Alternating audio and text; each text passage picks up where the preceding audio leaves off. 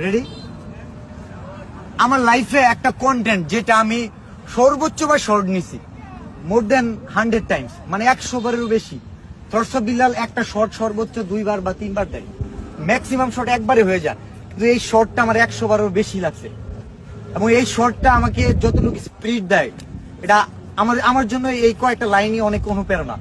সেটা এমন ছিল, যদি হাঁটতে চাও সফলতার পথে তবে অজুহাত কেন নিজের সাথে, চেষ্টা করেছো অনেক হয়নি কোনো লাভ, তাহলে শোনাতে চাই আরেকটি ধাপ।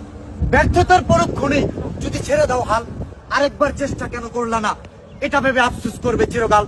রাতের শেষে ভোরের সূর্য সে তো উঠবেই, চেষ্টা করো সফলতার ফুল ঠিকই একদিন ফুটবেই। এই কন্টেন্টটা 100 বারেরও বেশি টাইম দিচ্ছি, বাট আমি বিল্লাল যদি এটা 100 বার বলি 100 বার মধ্যে একবারও ভুল হবে না। তার মানে আমার চেষ্টাটা কি ছিল?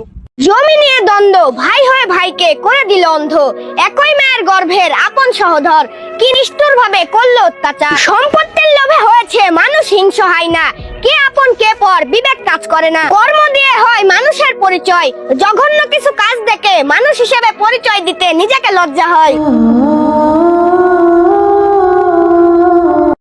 লাইক করে চ্যানেলটাকে সাবস্ক্রাইব করে কমেন্টে আল্লাহু আকবার লিখে আমাদের